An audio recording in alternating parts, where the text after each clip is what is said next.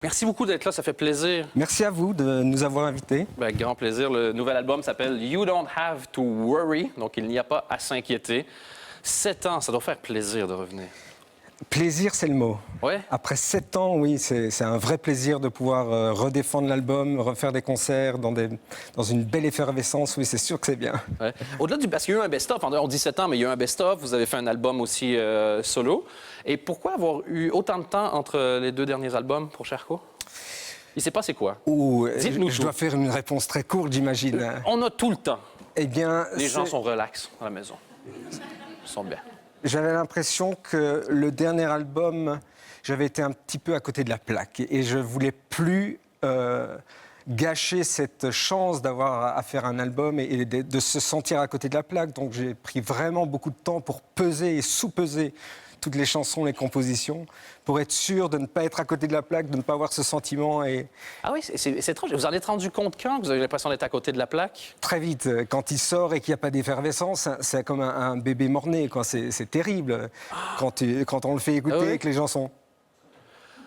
Mais ça doit être... Et on s'habitue pas à ça, j'imagine. C'était le 6e pour Charcot, donc le 5e, pardon, pour Charcot, le précédent. Et c'est le même stress à chaque fois qu'il y a un nouveau qui sort? Ben oui, Faut être masochiste un peu. Oui, enfin oui. J'aime bien le oui-oui. C'est exactement ça. On sent toute la fatigue. On manque tellement de recul et les sensibilités sont exacerbées, donc on croit sentir, et puis c'est sûr que c'est pas évident. Ouais. Ici, il y a de l'effervescence. On a vu, entre autres, de la presse, même en France, être assez dithyrambique sur l'album. Et la DH a aussi mélangé certaines des phrases dans vos interviews en disant j'ai toujours rêvé d'être... J'aimerais être... Comment ça dit ça? J'adorerais être Patrick Bruel et je ne serai jamais Mick Jagger. Oui. Est-ce que vous pouvez nous donner des explications sur j'adorerais être Patrick Bruel? Non, alors... Pour Patrick Bruel, je parlais pour remettre un petit peu dans le contexte. Oui, il faut peut-être un petit peu de contexte, finalement. Dans le contexte, je disais tout simplement que moi, j'ai pris beaucoup de temps Ouais. pour faire du boucan. Ouais. Et pour 7 ans pour un album. Et j'étais certain, et c'est pour ça que je l'ai formulé comme ça, que Patrick Bruel ne se pose pas de questions comme ça. Lui, il fait ça va, j'en ai pour 50 minutes, on sort le CD, hein? Ouais, et puis il rentre en studio, il dit j'ai envie de faire un disque sur Barbara. Super, on y va. Et puis voilà, quoi. Et il se pose moins de questions. Oui.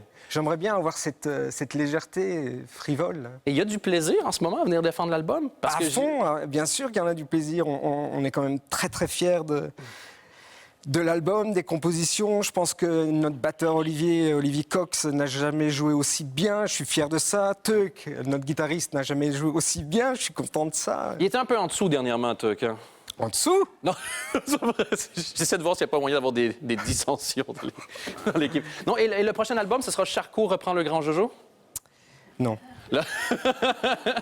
J'essaie d'avoir... Mais c'est mon boulot, moi j'ai besoin de scoop. J'ai besoin de scoop, David. Ouais. Je comprends. Sinon, moi, c'est le même principe. Je fais une émission, il n'y a pas d'effervescence. Je suis... Tu veux de l'effervescence? Je veux de l'effervescence. Oui, oui. Il n'y a rien, il n'y a pas de croustillant. Ben, Peut-être une insulte sur Marca, il arrive plus tard dans l'émission. C'est vrai? Ouais. Je ne sais pas quoi te dire. Non, c'est pas vrai. Normalement, on écoutait l'album. Vraiment, on l'aime beaucoup. Et on a vu, en plus, il y a un côté, et la musique et les textes, entre autres, il y a une des plages où vous parlez à Justin Bieber. Oui, c'est vrai. On sent la quarantaine assumée. On va faire entendre juste un extrait du titre. Justin Bieber, how come you look so slim? Donc, c'est de When I Was Your Age. Et la phrase, c'est Justin Bieber, why do you look so slim? Pourquoi est-ce que tu as l'air si mince? D'où est venue l'idée de faire une chanson où on parle à Justin Bieber? C'était une chanson sur l'acceptation de vieillir. Ouais. Et c'est pour ça que je disais tu as parlé de Mick Jagger, c'est que c'est une acceptation que nous, on est un groupe belge, je ne serai effectivement jamais Mick Jagger et qu'on ne remplira jamais Madison Square Garden à New York. Et donc une acceptation de nous, de notre statut et du vieillissement.